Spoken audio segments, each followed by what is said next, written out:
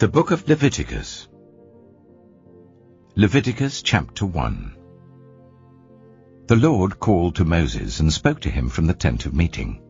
He said, "Speak to the Israelites and say to them, when anyone among you brings an offering to the Lord, bring as your offering an animal from either the herd or the flock. If the offering is a burnt offering from the herd, you are to offer a male without defect. You must present it at the entrance to the tent of meeting, so that it will be acceptable to the Lord. You are to lay your hand on the head of the burnt offering, and it will be accepted on your behalf to make atonement for you. You are to slaughter the young bull before the Lord, and then Aaron's sons, the priests, shall bring the blood and splash it against the sides of the altar at the entrance to the tent of meeting. You are to skin the burnt offering and cut it into pieces. The sons of Aaron the priest are to put fire on the altar and arrange wood on the fire. Then Aaron's sons, the priests, shall arrange the pieces, including the head and the fat, on the wood that is burning on the altar. You are to wash the internal organs and the legs with water, and the priest is to burn all of it on the altar. It is a burnt offering, a food offering, an aroma pleasing to the Lord. If the offering is a burnt offering from the flock, from either the sheep or the goats, you are to offer a male without defect. You are to slaughter it at the north side of the altar before the Lord. And Aaron's sons, the priests, shall splash its blood against the sides of the altar. You are to cut it into pieces, and the priest shall arrange them, including the head and the fat, on the wood that is burning on the altar. You are to wash the internal organs and the legs with water, and the priest is to bring all of them and burn them on the altar. It is a burnt offering, a food offering, an aroma pleasing to the Lord. If the offering to the Lord is a burnt offering of birds, you are to offer a dove or a young pigeon. The priest shall bring it to the altar, wring off the head and burn it on the altar. Its blood shall be drained out on the side of the altar. He is to remove the crop and the feathers and throw them down east of the altar where the ashes are.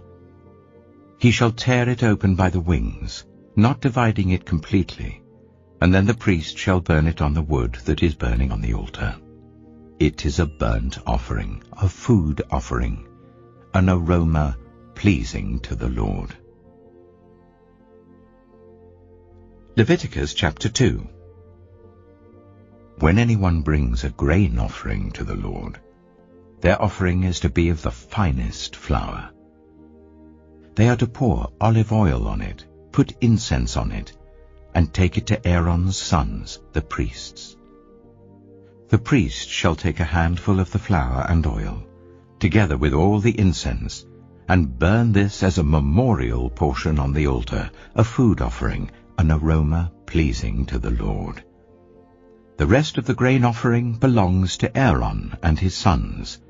It is a most holy part of the food offerings presented to the Lord. If you bring a grain offering baked in an oven, it is to consist of the finest flour, either thick loaves made without yeast and with olive oil mixed in, or thin loaves made without yeast and brushed with olive oil. If your grain offering is prepared on a griddle, it is to be made of the finest flour mixed with oil and without yeast. Crumble it and pour oil on it. It is a grain offering. If your grain offering is cooked in a pan, it is to be made of the finest flour and some olive oil. Bring the grain offering made of these things to the Lord. Present it to the priest, who shall take it to the altar. He shall take out the memorial portion from the grain offering and burn it on the altar as a food offering, an aroma pleasing to the Lord. The rest of the grain offering belongs to Aaron and his sons. It is a most holy part of the food offerings presented to the Lord. Every grain offering you bring to the Lord must be made without yeast, For you are not to burn any yeast or honey in a food offering presented to the Lord. You may bring them to the Lord as an offering of the first fruits, but they are not to be offered on the altar as a pleasing aroma. Season all your grain offerings with salt. Do not leave the salt of the covenant of your God out of your grain offerings. Add salt to all your offerings. If you bring a grain offering of first fruits to the Lord, offer crushed heads of new grain roasted in the fire. Put oil and incense on it. It is a grain offering. The priest shall burn the memorial portion of the crushed grain and the oil, together with all the incense, as a food offering presented to the Lord. Leviticus chapter 3. If your offering is a fellowship offering, and you offer an animal from the herd, whether male or female, you are to present before the Lord an animal without defect. You are to lay your hand on the head of your offering and slaughter it at the entrance to the tent of meeting. Then Aaron's sons, the priests, shall splash the blood against the sides of the altar. From the fellowship offering, you are to bring a food offering to the Lord. The internal organs and all the fat that is connected to them, both kidneys with the fat on them near the loins, and the long lobe of the liver, which you will remove with the kidneys. Then Aaron's sons are to burn it on the altar, on top of the burnt offering that is lying on the burning wood. It is a food offering, an aroma pleasing to the Lord. If you offer an animal from the flock as a fellowship offering to the Lord, you are to offer a male or female without defect. If you offer a lamb, you are to present it before the Lord. Lay your hand on its head and slaughter it in front of the tent of meeting. Then Aaron's sons shall splash its blood against the sides of the altar. From the fellowship offering, you are to bring a food offering to the Lord. Its fat, the entire fat tail, cut off close to the backbone, the internal organs and all the fat that is connected to them, both kidneys with the fat on them near the loins, and the long lobe of the liver, which you will remove with the kidneys. The priest shall burn them on the altar as a food offering presented to the Lord. If your offering is a goat, you are to present it before the Lord. Lay your hand on its head and slaughter it in front of the tent of meeting. Then Aaron's sons shall splash its blood against the sides of the altar.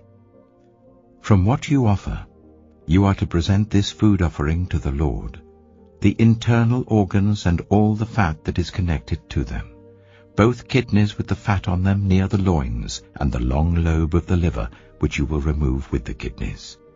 The priest shall burn them on the altar as a food offering, a pleasing aroma. All the fat is the Lord's. This is a lasting ordinance for the generations to come wherever you live.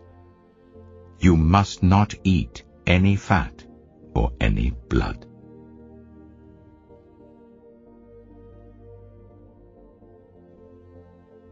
(2 Corinthians chapter 7). Therefore, since we have these promises, dear friends, let us purify ourselves from everything that contaminates body and spirit, perfecting holiness out of reverence for God. Make room for us in your hearts. We have wronged no one. We have corrupted no one. We have exploited no one. I do not say this to condemn you. I've said before that you have such a place in our hearts that we would live or die with you. I have spoken to you with great frankness. I take great pride in you. I'm greatly encouraged in all our troubles. My joy knows no bounds. For when we came into Macedonia, we had no rest, but we were harassed at every turn, conflicts on the outside, fears within. But God, who comforts the downcast, comforted us by the coming of Titus, and not only by his coming, but also by the comfort you had given him. He told us about your longing for me, your deep sorrow, your ardent concern for me, so that my joy was greater than ever. Even if I caused you sorrow by my letter, I do not regret it.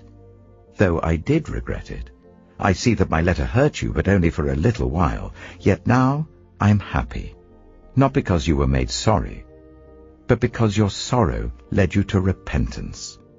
For you became sorrowful as God intended, and so were not harmed in any way by us. Godly sorrow brings repentance that leads to salvation and leaves no regret, but worldly sorrow brings death. See what this godly sorrow has produced in you.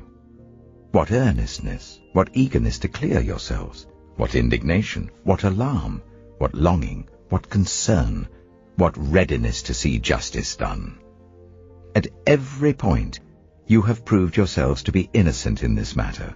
So even though I wrote to you, it was neither on account of the one who did the wrong, nor on account of the injured party, but rather that before God you could see for yourselves how devoted to us you are.